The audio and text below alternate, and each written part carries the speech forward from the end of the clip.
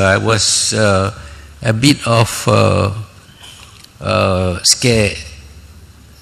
scared about radioactive material, and therefore we decided that in this country we will not use nuclear, we will not have nuclear powered power station. Not because it is not cheap, it is cheap. I mean, the initial cost may be high, but running it will be very cheap. But nuclear waste cannot be got rid of. To reprocess it, you have to send it to some place where they reprocess it. But when you reprocess, it means you cannot get rid of it. You cannot bury nuclear waste. This is Perak.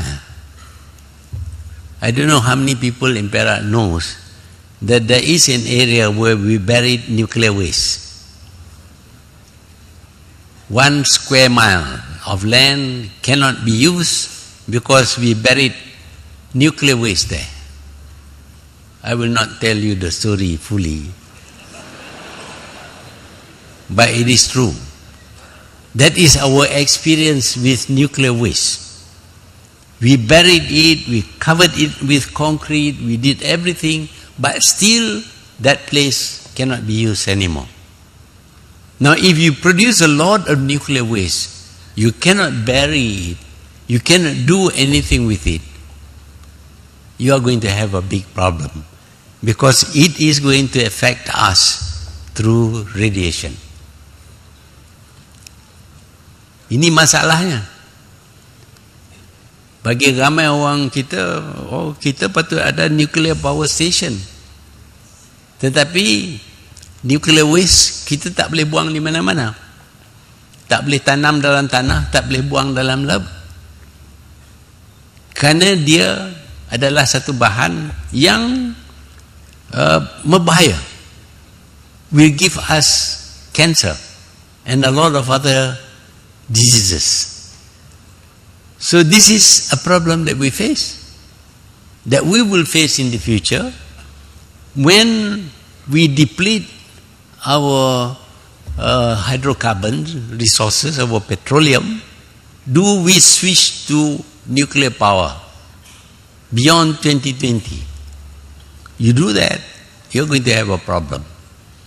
So in future, we will have a problem merely to generate power for us. You are very happy now, we can switch on the electric light and you have light. But you need power generation. Power generation involves hydrocarbons or petroleum. We can burn coal, which will cause a lot of coal dust to be floating in the air, also not very good. We want to have clean power generated through hydropower. But of course the environmentalists will tell you, no, you cannot develop hydropower because you are going to cut down trees. And where will the squirrels go to if you can't cut down trees? No, you cannot. So you can't develop hydropower. You don't have enough oil or gas to use them for energy, generating power. You cannot use coal. You cannot use nuclear material. So what do? One way, of course, is every one of us buy a bicycle. We put the dynamo there and we pedal. You get good exercise, you develop good muscles. But I don't think that is very practical. These are the problems of the future. And there are many other problems, not only with regard to finance or the environment or with regard to the technology, but there are many other problems that will come with the coming years. And the people of the future will have to deal with it. But in order to deal with something in the future, you have to do something to alert us now. we must become alert so that we don't create the environment which will be dangerous for beyond 2020.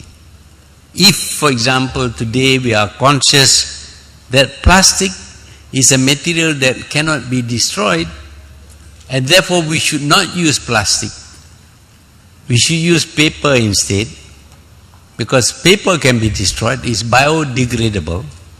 But of course some environmentalists will say, well, you cannot chop down trees to make paper. I don't know what the environmentalists will do if we have no paper.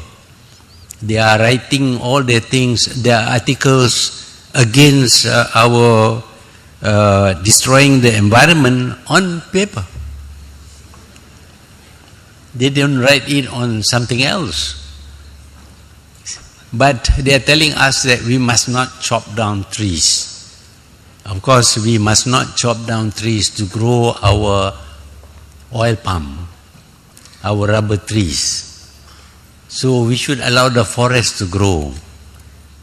And in Malaysia, if you don't cut or trim the forest or prune the trees, in 3 years' time, this whole area will become one jungle. Try it. Maybe I should ask a University Petronas, cuba tengok. Jangan potong rumput, jangan tebang pokok, jangan prune pokok. Untuk 3 tahun. Kita nak tengok apa jenis universiti yang akan ada di sini. Ini environmentalist kata jangan potong. Kerana apa nama cicak apa semua nak lari ke mana? Kesian agak dia. These are the problems that will be coming to us in the future. Masalah lepas 2020. Apakah kita sudah bersedia untuk tackle masalah yang akan datang ini?